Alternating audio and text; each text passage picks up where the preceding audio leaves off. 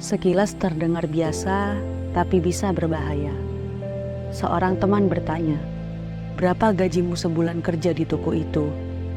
Ia menjawab, 1,5 juta rupiah. Cuma 1,5 juta rupiah? Sedikit sekali ia menghargai keringatmu. Apa cukup untuk memenuhi kebutuhan hidupmu? Sejak saat itu temanmu jadi membenci pekerjaannya.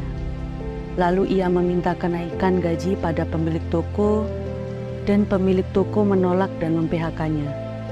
Kini temanmu malah tidak berpenghasilan dan jadi pengangguran. Sekilas terdengar biasa, tapi bisa berbahaya. Saat ada acara arisan, seorang ibu bertanya kepada pemilik rumah, "Rumahmu ini apa tidak terlalu sempit? Bukankah anak-anakmu banyak?" Rumah yang tadinya terasa lapang, sejak saat itu mulai dirasa sempit oleh penghuninya. Ketenangan pun mulai hilang saat keluarga itu terbelit hutang kala mencoba membeli rumah besar dengan cara kredit ke bank. Sekilas terdengar biasa, tapi bisa berbahaya. Seorang saudara laki-laki bertanya kepada adik perempuannya yang baru saja seminggu melahirkan, "Hadiah apa yang diberikan suamimu setelah engkau melahirkan?" "Tidak ada," jawab adiknya pendek. Saudara laki-lakinya berkata lagi, "Tidak ada. Apakah engkau tidak berharga di sisinya?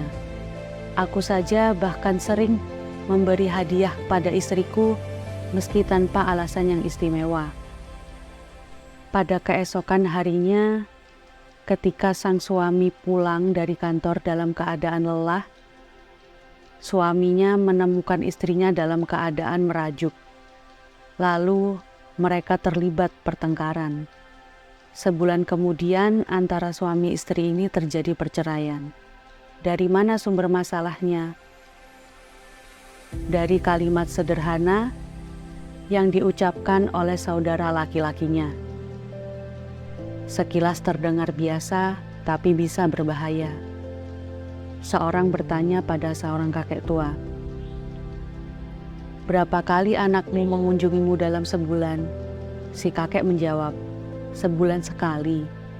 Yang bertanya menimpali, "Wah, keterlaluan sekali anakmu itu.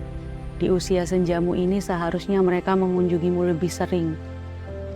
Hati si kakek menjadi sempit, padahal tadinya ia amat rela terhadap anak-anaknya. Ia jadi sering menangis dan hal ini memperburuk kondisi kesehatan serta kondisi fisiknya. Sekilas terdengar biasa, tapi bisa berbahaya. Ada lagi hal lainnya, tentang seorang wanita muda dan orang di sekelilingnya. "Bagaimana suamimu kepadamu? Apakah dia bekerja keras untukmu? Kau harus mampu menundukkannya. Jangan bodoh, kau harus mampu untuk mengendalikannya. Semua ada di tanganmu." Hati wanita itu makin kacau, pikirannya mulai terbebani. Naluri seorang wanita yang dimilikinya perlahan berubah menjadi predator, merintih lalu kehilangan jati diri. Mulailah beliau menyendiri dan merasa hidup tidak berarti. Apa sebenarnya keuntungan yang didapat ketika bertanya seperti itu?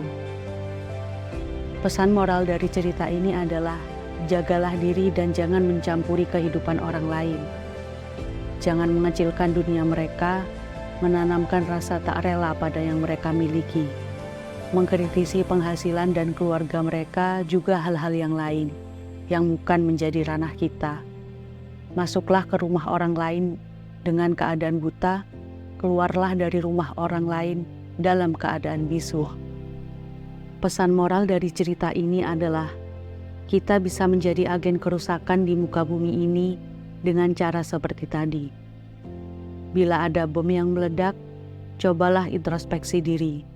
Bisa jadi kitalah sebenarnya yang menyalakan sumbunya. Mari kita sama-sama introspeksi diri. Jangan mencampuri urusan orang lain. Jadilah pribadi yang bijaksana. Semoga bermanfaat.